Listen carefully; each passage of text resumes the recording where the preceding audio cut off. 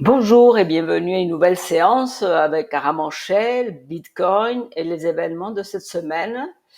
Donc on est dans cette fourchette depuis une dizaine de jours. Le 12, on était là, donc on est rentré ici. Le 11, le 22, ça fait exactement 11 jours. Euh, on devrait résoudre ça. Enfin, Bitcoin devrait finalement se décider et probablement aller d'un côté ou de l'autre. Moi j'avais parlé d'une possibilité d'un triangle ascendant ici, qui évidemment n'a pas du tout marché. Donc on est de retour dans notre fourchette. Et cette fourchette qui va de 27,5 grosso modo, ou de 26,5 à 27,5, on se trouve dans une situation où on a un petit plus bas, un haut un peu plus bas. On est revenu voir ces niveaux. Que puis-je vous dire? Je pense que soit on revient voir ici pour repartir à la hausse, ou alors on casse et on va en bas. Ou alors on reste ici et on monte. Donc on est dans la même incertitude qu'on a eue. Et pour moi maintenant, clairement, j'attendrai à ce qu'on aille au-dessous pour prendre une position short, ou qu'on aille vraiment vers le haut de ces niveaux-là pour prendre une position longue. Pas au milieu. Au milieu, ça n'a pas de sens. D'ailleurs, la position que j'avais prise la semaine dernière, que j'avais prise par là, je l'ai fermée avant la fin du vendredi. Donc, j'ai profité de cette hausse-là pour sortir. Pas parce que je pensais qu'on ne pouvait pas aller au-dessus, mais parce que je pensais que je ne voulais pas avoir des positions ouvertes le week-end. Ok. Regardons les indicateurs. La volatilité a commencé à monter avec le stochastique qui est très bas. Donc là, on pourrait voir une accélération de la baisse avec une remontée. Donc clairement, on irait vers les plus bas. Soit on reste un tout petit peu là et le stochastique se remonte seulement après. On voit une volatilité haussière. Bon, excusez-moi, j'essaie de voir ici à partir de... Voilà, si on clôture au-dessus de 26,8 d'ici 20 minutes, donc là, le stochastique devrait aller vers le haut. Donc il faut attendre un tout petit peu. Si la volatilité remontait à ce moment-là, oui, pourquoi pas, on irait vers le haut. Le RSI essaye de passer au-dessus de sa moyenne mobile, là, vient de le faire en réalité, donc c'est plutôt oscillé pour le moment. Mais la journée, la semaine et la journée commencent seulement maintenant, il va falloir attendre pour voir vers quelle direction le marché va prendre vraiment. Est-ce qu'aujourd'hui, on n'aura pas de chiffres, donc ce ne sera pas là que ça va se passer. Il faudra attendre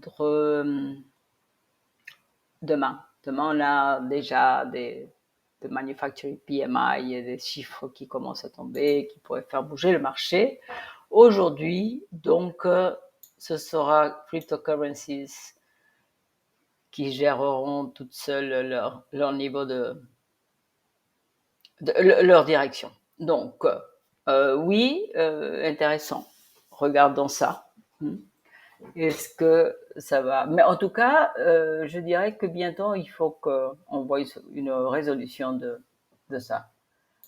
Le 6 heures, est-ce que 6 heures, on avait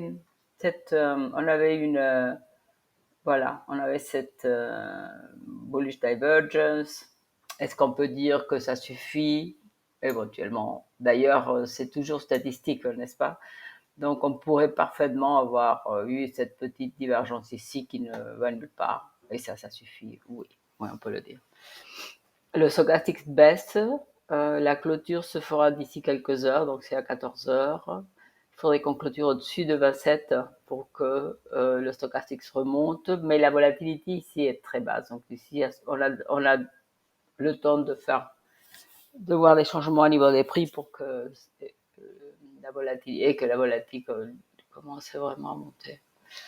Je pense que la matinée, on attendra probablement que les marchés traditionnels donnent un peu le là. La clôture journalière, ça m'embête, je l'enlève. Donc la clôture au niveau du jour, volatilité très basse, RSI neutre, vers le bas mais neutre, donc ne nous dit pas grand-chose. Par contre, le stochastique continue haussier.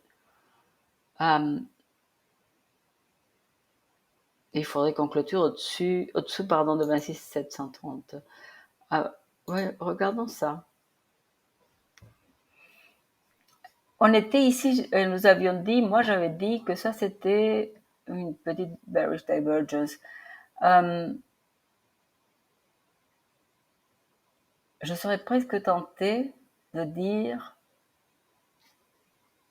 que pour une bearish divergence, c'est la première fois, la deuxième, et là on a retenté.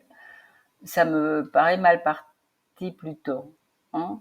Donc, je vais le laisser comme ça. Je vais éliminer ceci qui n'a rien à faire dans ce qu'on regarde. N'est-ce pas? Donc, pas le jour.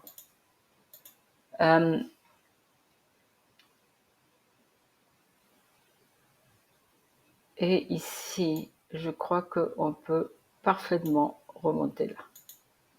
Donc, en réalité,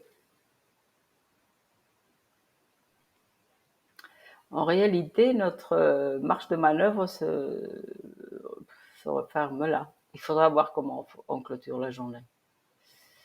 On est depuis ce jour-là, depuis jeudi, on est au-dessus du 9, on n'arrive pas à remonter. Et clairement, si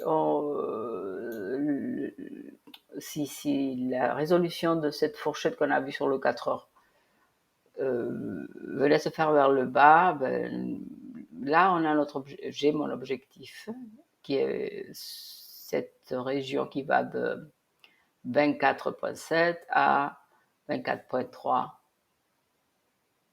Voilà l'objectif en cas de short. Et évidemment, si on allait vers le haut, on a un premier objectif ici à 28,5. Ensuite, on pourrait aller voir les 29,5. Ça, c'est le jour. Et si je regarde la semaine, que me dit la semaine qui a clôturé hier? Donc, un peu comme ça, histoire de pouvoir remonter.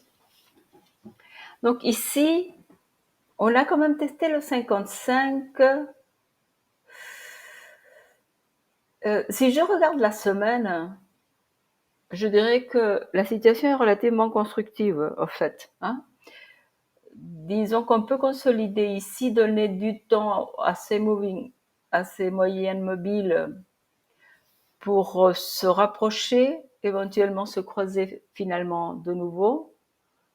On pourrait avoir le 9 qui se rapproche du 55 et du 21 dans ce mouvement, ce qui serait quelque chose qu'on peut attendre avant de continuer la hausse si le 21 doit passer au-dessus du 55 dans ce mouvement sans avoir une chute de nouveau. Donc on pourrait même si on venait retester les 24, donc ce soit ici, hein, ça donnerait le temps à une construction, un rapprochement de ces moyennes mobiles qui sont importantes pour que finalement elles repartent à la hausse. Donc à un niveau du long terme, ce qui serait déjà le cas de la semaine, ce n'est pas très inquiétant. Du tout même.